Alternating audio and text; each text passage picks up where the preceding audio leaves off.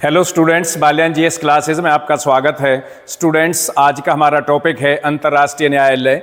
अंतर्राष्ट्रीय न्यायालय संयुक्त राष्ट्र संघ के 6 अंगों में से प्रमुख अंग है और यह है संयुक्त राष्ट्र संघ का एक कानूनी अंग है, एक न्यायिक अंग है।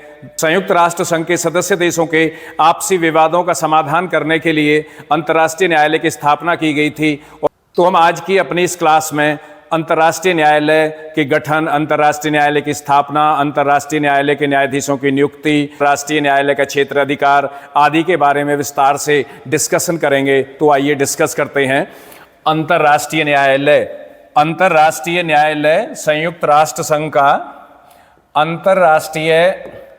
अंतर्राष्ट्रीय न्यायालय। अंतर्राष्ट्रीय न्यायालय को इंग्लिश में the international court of justice भी कहा जाता है। क्या कहा जाता है? इसे इंग्लिश में the international court of justice कहते हैं। और इसकी स्थापना कब हुई थी? यानी पहले तो मैं आपको यह बता दूं कि अंतर्राष्ट्रीय न्यायालय संयुक्त राष्ट्र संघ का एक प्रमुख कानूनी अंग है। इसमें राज्यों के केवल कानूनी विवाद ही पेश किए जाते हैं। राजनीतिक झगड़ों से अंतर्राष्ट्रीय न्यायालय का कोई लेना देना नहीं है। और मैं आपको यह भी बता देना चाहता हूं कि अंतर्राष्ट्रीय न्यायालय में केवल राज्य ही पक्षकार होते हैं। तो यहाँ पर इसकी स्थापना के बारे में हम डिस्कस करेंगे कि अंतर्राष्ट्रीय न्यायालय की स्थापना कब हुई। तो अंतर्राष्ट्रीय न्यायालय की स्थापना 26 जून 1945 में जब संयुक्त राष्ट्र संघ के चार्टर पर हस्ताक्षर हुए थे। जब संयुक्त राष्ट्र संघ के चार्टर पर हस्ताक्षर हुए थे तभी इसकी स्थापना मानी जाती है। यानी अंतर्राष्ट्रीय न्यायालय तभी स्थापित हो गया था। यानी ये जो 26 जून 1945 को चार्टर फाइनल हुआ था, तो ये तो सैन फ्रांसिस्को नगर में, सैन फ्रांसिस्को कहाँ पर है?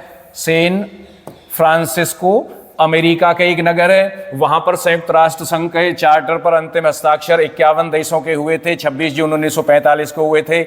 1945 को वॉशिंगटन में विश्व के विभिन्न विधिवेत्ताओं की एक बैठक बुलाई गई थी और उस बैठक में 44 देशों के प्रतिनिधियों ने भाग लिया था। यानी किसकी? विधिवेत्ताओं की। विधिवेत्ता क्या होते हैं? विधिवेत्ता उन व्यक्तियों को कहते हैं जो कानून के जानकार होते हैं, कानून के प्रमुख व्यक्ति होते हैं और कानून को जानने वाले व्यक्ति होते हैं। तो 44 विधिवेत्ताओं की एक मीटिंग बुलाई गई थी जिसमें संयुक्त राष्ट्र संघ के अंतर्राष्ट्रीय न्यायालय का प्रारूप तैयार हुआ था, प्रारूप पर विचार हुआ था। किसके प्रारूप पर? अंतर्राष्ट्रीय न्यायालय के प्रारूप पर विचार हुआ था। और इस प्रारूप के आधार पर संयुक्त राष्ट्र संघ के इस प्रारूप के आधार पर ही संयुक्त राष्ट्र संघ के चार्टर, संयुक्त राष्ट्र संघ के चार्टर के अनुच्छेद 92 से लेकर 96 तक, अनुच्छेद 92 से लेकर 96 तक किसका उल्लेख है? अंतर्राष्ट्रीय न्यायालय का उल्लेख है। यानी किसका उल्लेख है? अंतर्राष्ट्रीय न्यायालय का उल्लेख किया गया है। यानी संयुक्त राष्ट्र संघ के चार्टर के अनुच्छेद 92 से लेकर 96 तक अंतर्राष्ट्रीय न्यायालय का उल्लेख है। लेकिन मैं आपको यहां पर यह बता दूं कि जब राष्ट्रसंघ की स्थापना हुई थी तो राष्ट्रसंघ की स्थापना के समय भी 30 जनवरी 1922 को राष्ट्रसंघ के अंतर्गत अंतर्राष्ट्रीय न्याय का स्थायी न्यायालय स्थापित किया गया था। और वह स्थायी न्यायालय जब राष्ट्रसंघ समाप्त हो गया था तभी उसका भी विघटन हो गया था। 18 अप्रैल 1946 को इस संयुक्त राष्ट्र संघ के अंतर्राष्ट्रीय न्यायालय का कामकाज शुरू हुआ था। यानी अंतर्राष्ट्रीय न्यायालय का कामकाज शुरू कब हुआ था? अंतर्राष्ट्रीय न्यायालय का कामकाज कब शुरू हुआ था? 18 अप्रैल 1946 को। इसका उद्घाटन कहिए या कामकाज की शुरुआत कहिए। यानी उद्घाटन या कामकाज की शुरुआत, यानी उद्घाटन या कामकाज की शुरुआत हुई थी। इसमें यहाँ पर एक चीज और ध्यान रखने लायक है। यानी आपको ये ध्यान रखना है कि जो राष्ट्र संघ के अंतर्गत अंतर्राष्ट्रीय न्याय का स्थायी न्यायालय था, उस स्थायी न्यायालय के अंतिम अध्यक्ष को 18 अप्रैल 1946 में जब अंतर्राष्ट्रीय न्यायालय ने कामकाज शुरू किया तो उसका पहला अध्यक्ष बनाया गया था। यानी पहला अध्यक्ष, अंतर्राष्ट्रीय न्यायालय का पहला अध्यक्ष कौन था? पहला अध्यक्ष था जोस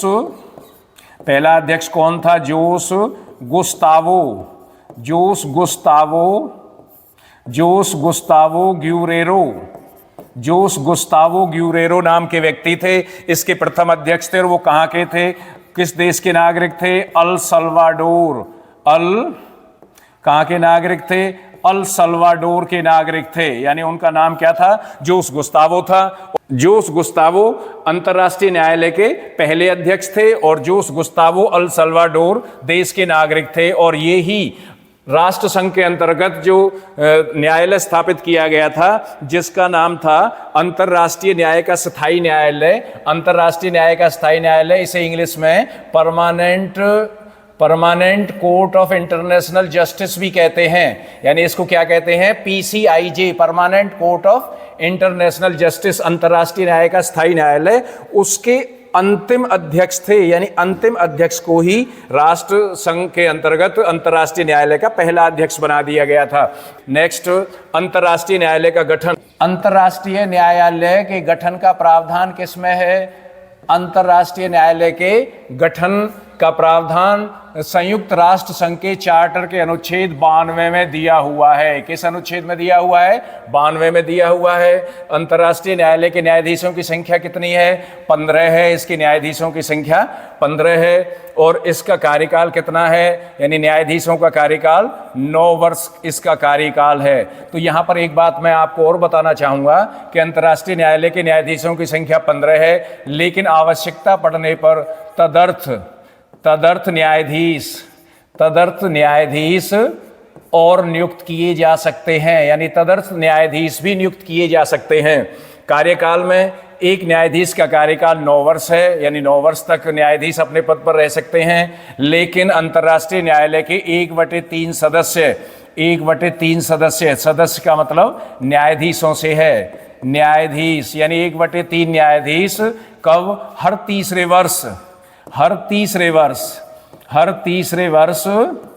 तीसरे वर्ष अवकाश प्राप्त कर लेते हैं। यानी वो अवकाश प्राप्त उनको हो जाता है। यानी 1/3 सदस्य, 15 में से 1/3 कितने हो गए? 5 सदस्य, यानी 5 न्यायाधीश हर तीसरे वर्ष अवकाश प्राप्त कर लेते हैं।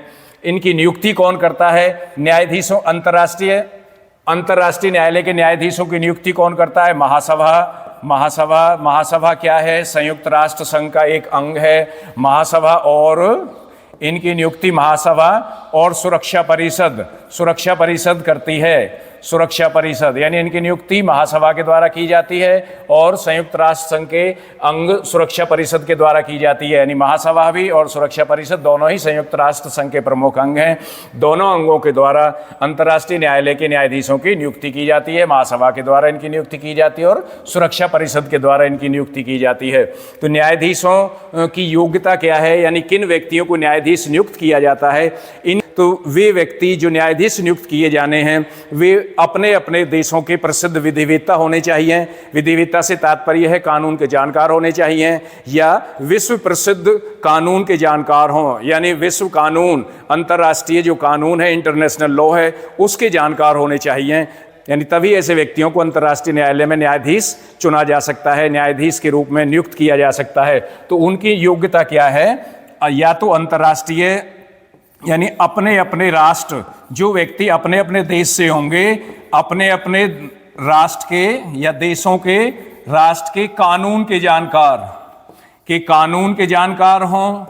कानून के जानकार यानी वो अपने अपने राष्ट्र के या अपने अपने देश के कानून के जानकार हों, प्रसिद्ध विधिवेत्ता हों या अंतर्राष्ट्रीय कानून या अंतर्राष्ट्रीय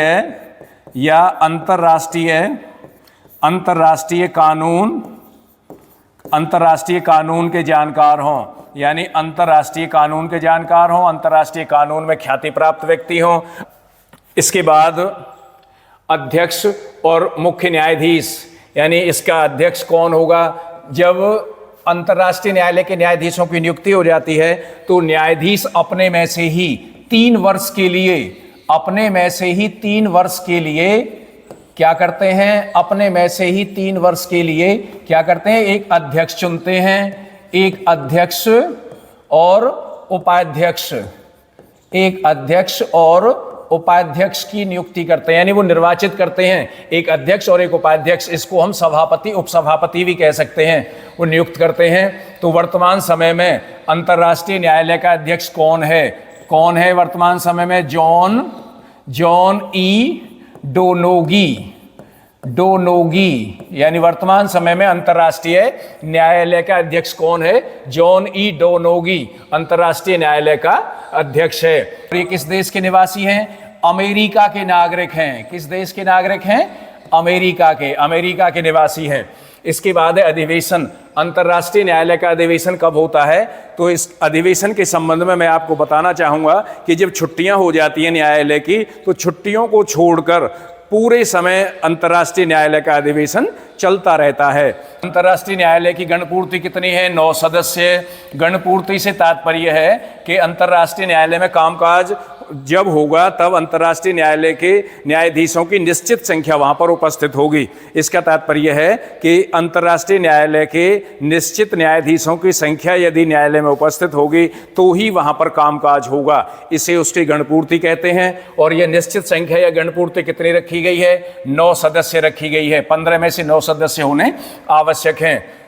अंतर्राष्ट्रीय न्यायालय का कार्यालय कहां पर है? तो अंतर्राष्ट्रीय न्यायालय का कार्यालय हेग में है। हेग के पीस पैलेस में है। हेग के पीस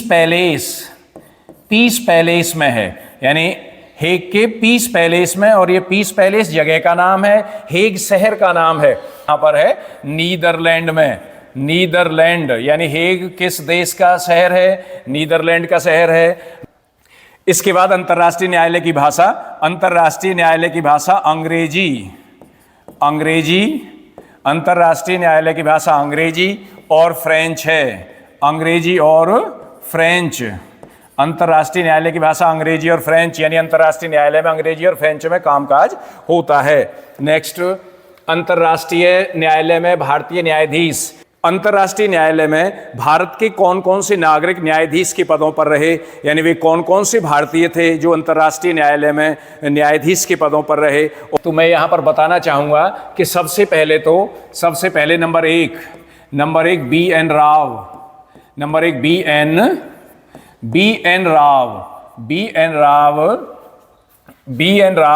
1952 से लेकर 1953 तक अंतर्राष्ट्रीय न्यायालय में न्यायाधीश रहे। यानी क्या रहे? न्यायाधीश। अंतर्राष्ट्रीय न्यायालय में न्यायाधीश रहे। कब से कब तक रहे? 1952 से 1953 तक। बी एन राव की मृत्यु 1953 में हो गई थी। नवंबर 1953 में उनकी डेथ हो गई थी। बी एन राव संविधान सभा के संवैधानिक सलाहकार थे। भारतीय संविधान के निर्माण में इनका बहुत महत्वपूर्ण योगदान था और ये अंतर्राष्ट्रीय न्यायालय में पहले न्यायाधीश थे। इनका कार्यकाल 1952 से 1953 तक था। नंबर दो पर डॉक्टर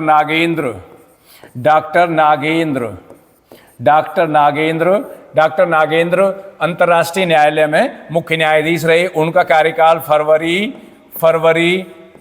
1985 से लेकर फरवरी 1988 तक रहा। और वे क्या रहे? मुख्य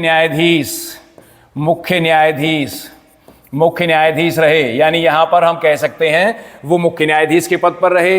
इनको हम अंतर्राष्ट्रीय न्यायालय का अध्यक्ष भी कह सकते हैं, क्योंकि जब हम अंतर्राष्ट्रीय न्यायालय के अध्यक्ष की बात करते हैं तो उसका तात्पर्य अंतर्राष्ट्रीय न्यायालय के मुख्य न्यायाधीश से ही होता है। यानी डॉक्टर नागेंद्र फरवरी 1985 से लेकर फरवरी 1988 के बीच में अंतर्राष्ट्रीय न्यायालय के मुख्य न्यायाधीश के पद पर रहे। नंबर तीन पर आर एस पाठक। नंबर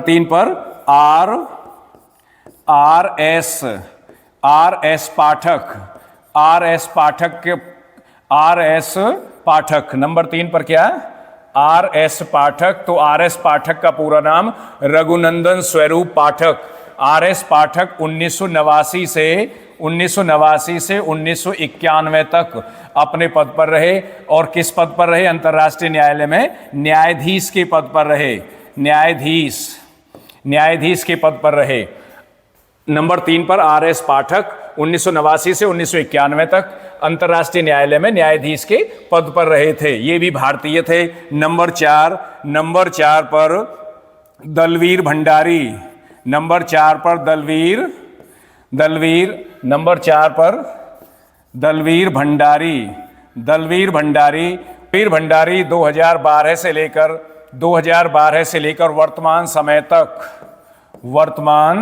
वर्तमान तक अंतर्राष्ट्रीय न्यायालय के न्यायाधीश बने हुए हैं। यानी भंडारी 2012 से लेकर एक टर्म पहले न्यायाधीश रह चुके हैं और उसके बाद दोबारा वो दूसरी टर्म के लिए न्यायाधीश हैं। और वो कब तक रहेंगे? वर्तमान समय तक। वो 2027 तक, यानी कब तक न्यायाधीश रहेंगे? 2027 तक अंतर्राष्ट्रीय न्यायालय के न्यायाधीश रहेंगे। तो मैं आपको यह बता दूं कि भारत के ये 4 न्यायाधीश, भारत के ये 4 नागरिक अंतर्राष्ट्रीय न्यायालय में न्यायाधीश और मुख्य न्यायाधीश के पदों को सुशोभित कर चुके हैं। इसके आगे अंतर्राष्ट्रीय न्यायालय का क्षेत्राधिकार, यानी अंतर्राष्ट्रीय न्यायालय का क्षेत्राधिकार क्या है? तो अंतर्राष्ट्रीय न्यायालय का क्षेत्राधिकार 3 भागों में बांटा हुआ है। नंबर 1 ऐच्छिक क्षेत्राधिकार। अंतर्राष्ट्रीय न्यायालय का ऐच्छिक क्षेत्राधिकार से मतलब है उसका वॉलंटरी ज्यूरिसडिक्शन से है। वॉलंटरी ज्यूरिसडिक्शन से तात्पर्य है कि जो मुकदमे सुनवाई के लिए अंतर्राष्ट्रीय न्यायालय में जाते हैं, न्यायालय उन पर सुनवाई करता है। तो ये ऐच्छिक क्षेत्राधिकार में बात आती है। इसके बाद नंबर 2 अनिवार्य क्षेत्राधिकार। अनिवार्य क्षेत्राधिकार से तात्पर्य है जब एक राज्य खुद ये घोषणा कर दे कि ये मामला अंतर्राष्ट्रीय न्यायालय के अनिवार्य क्षेत्राधिकार का है, तो उसको अनिवार्य क्षेत्राधिकार में रखा जाता है। जैसे अंतर्राष्ट्रीय संधि की व्याख्या करना, अंतर्राष्ट्रीय कानून पर विचार विमर्श करना, उसकी व्याख्या करना, किसी भी मामले से संबंधित क्षतिपूर्ति निर्धारण करना या क्षतिपूर्ति के बारे में विचार विमर्श करना, इस तरह के जो मामले हैं वो अंतर्राष्ट्रीय न्यायालय के अनिवार्य क्षेत्राधिकार में माने जाते हैं। नंबर 3 पर परामर्शात्मक क्षेत्राधिकार। यानी परामर्शात्मक क्षेत्राधिकार क्या है? परामर्श से मतलब है सलाह देने से, एडवाइजरी ज्यूरिसडिक्शन इसको कहा जाता है। यदि संयुक्त राष्ट्र संघ का कोई अंग अंतर्राष्ट्रीय न्यायालय से किसी कानूनी मसले पर या किसी कानूनी विषय पर कोई सलाह मांगता है तो अंतर्राष्ट्रीय न्यायालय उसे सलाह देगा। तो ये महासभा और सुरक्षा परिषद अंतर्राष्ट्रीय न्यायालय से सलाह मांग सकते हैं। संयुक्त राष्ट्र संघ के जिन अंगों ने, चाहे वो महासभा है या सुरक्षा परिषद, जिन्होंने अंतर्राष्ट्रीय न्यायालय से परामर्श मांगा है, सलाह मांगी है और अंतर्राष्ट्रीय न्यायालय ने उन्हें सलाह दी है, तो सलाह को मानना न मानना उस अंग के ऊपर निर्भर करता है। यानी ये बाध्यकारी नहीं है कि संयुक्त राष्ट्र संघ का अंग अंतर्राष्ट्रीय न्यायालय के द्वारा दी गई सलाह को माने। है इससे आगे न्यायिक निर्णयों की क्रियान्विति। न्यायिक निर्णयों की क्रियान्विति से तात्पर्य है इम्प्लीमेंटेशन, यानी अंतर्राष्ट्रीय न्यायालय के निर्णयों को इम्प्लीमेंट कब किया जाता है, कैसे कैसे क्रियान्वित किया जाता है, और यदि कोई देश उनको नहीं मानता है तो क्या होगा। तो अंतर्राष्ट्रीय न्यायालय में केवल देशों के कानूनी विवाद ही पेश किए जा सकते हैं, राजनीतिक विवाद उसमें पेश नहीं किए जा सकते। व्यक्तियों के व्यक्तिगत या प्राइवेट संस्थाओं के मसले या प्राइवेट संस्थाओं से संबंधित विवाद अंतर्राष्ट्रीय न्यायालय में पेश नहीं किए जा सकते। संयुक्त राष्ट्र संघ के चार्टर, यानी चार्टर, संयुक्त राष्ट्र संघ के चार्टर, चार्टर के अनुच्छेद 94 में न्यायिक निर्णयों की क्रियान्विति से संबंधित बातें बताई गई हैं। संघ के चार्टर के अनुच्छेद 94 में यह उल्लेखित किया हुआ है कि संयुक्त राष्ट्र संघ के सभी सदस्य प्रतिज्ञा करते हैं कि संयुक्त राष्ट्र संघ के अंतर्राष्ट्रीय न्यायालय के द्वारा जो फैसला दिया जाएगा उस फैसले को स्वीकार करेंगे, उस फैसले को मानेंगे। तो लेकिन फिर भी यदि कोई सदस्य अंतर्राष्ट्रीय न्यायालय के फैसले को स्वीकार नहीं करता है, नहीं मानता है, तो उसका विरोधी पक्ष सुरक्षा परिषद में उसकी शिकायत कर सकता है। तो सुरक्षा परिषद उस देश के द्वारा दी गई शिकायत पर विचार विमर्श करती है और विचार विमर्श में कार्रवाई करने के लिए फैसला लेती है। फैसला लेने के लिए सुरक्षा परिषद के 15 सदस्यों में से 9 सदस्यों की स्वीकृति अनिवार्य है और उन 9 सदस्यों की स्वीकृति में से 5 स्थायी सदस्यों की स्वीकृति अनिवार्य मानी जाती है। यदि 5 स्थायी सदस्यों की स्वीकृति नहीं है तो कार्यवाही नहीं की जा सकती, कोई फैसला नहीं लिया जा सकता। तो मैं यहाँ पर आपको ये बताना चाहूँगा कि अंतर्राष्ट्रीय न्यायालय का फैसला सभी देशों को मानना पड़ता है। अंतर्राष्ट्रीय न्यायालय के फैसले के विरुद्ध कोई अपील नहीं की जा सकती, क्योंकि यदि कोई पक्ष ये महसूस करता है कि कोई ऐसी बात रह गई है जो उसके द्वारा अंतर्राष्ट्रीय न्यायालय को नहीं बताई गई, कोई तथ्य छूट गया है या कोई बात मिस हो गई है, तो वह अंतर्राष्ट्रीय न्यायालय को पुनर्विचार के लिए, दोबारा विचार के लिए प्रार्थना पत्र दे सकता है। मैं आपको ये बता देना चाहता हूं कि 22 मई 1947 को यानी अंतर्राष्ट्रीय न्यायालय में पहला विवाद आया था, पहला मामला, यानी 22 मई 1947 को अंतर्राष्ट्रीय न्यायालय में पहला मामला आया था। और वो पहला मामला किससे संबंधित था? कोरफू। किससे संबंधित था पहला मामला? यानी वो पहला मामला कोरफू, यानी 22 मई 1947 को अंतर्राष्ट्रीय न्यायालय में पहला मामला आया। वो मामला था कोरफू द्वीप। कोरफू द्वीप की घटनाओं से संबंधित था, यानी घटनाओं से संबंधित था। और ये पहला मामला किसके द्वारा अंतर्राष्ट्रीय न्यायालय में लाया गया? किसके द्वारा लाया गया? यूके के द्वारा, यानी ब्रिटेन के द्वारा। यह पहला मामला ब्रिटेन के द्वारा अंतर्राष्ट्रीय न्यायालय में लाया गया। किसके खिलाफ? अल्बानिया के खिलाफ। अल्बानिया के खिलाफ या अल्बानिया के विरुद्ध। तो ये बात आपको जान लेनी बहुत जरूरी है। बड़ा इंटरेस्टेड सा क्वेश्चन है कि अंतर्राष्ट्रीय न्यायालय में पहला मामला कब लाया गया? 22 मई 1947 को लाया गया। किसके द्वारा लाया गया? ब्रिटेन के द्वारा लाया गया। किस देश के विरुद्ध लाया गया? अल्बानिया के विरुद्ध लाया गया। और किससे संबंधित था? कोरफू द्वीप की घटनाओं से संबंधित, यानी कोरफू द्वीप है उसकी घटनाओं से संबंधित मामला था। अल्बानिया के विरुद्ध ब्रिटेन के द्वारा पहला मामला लाया गया। तो तब से लेकर जनवरी 2023 तक, यानी 22 मई 1947 से लेकर जनवरी 2023 तक 186 मामले, कितने मामले? 186 मामले अंतर्राष्ट्रीय न्यायालय में पेश किए जा चुके हैं, यानी पेश किए जा चुके हैं या दायर किए जा चुके हैं। कितने मामले लाए जा चुके हैं? 186 मामले लाए जा चुके हैं, जिनमें से 26 मामले, यानी 26 विवाद या 26 मामले किससे संबंधित हैं? परामर्श से संबंधित हैं। किससे संबंधित हैं? परामर्श, यानी सलाहकारी मामले हैं। कितने? 26। यानी 22 मई 1947 से लेकर जनवरी 2023 तक 186 मामले अंतर्राष्ट्रीय न्यायालय में सुनवाई के लिए पेश किए जा चुके हैं या दायर किए जा चुके हैं, जिनमें से, यानी 186 में से 26 मामले परामर्श से संबंधित हैं।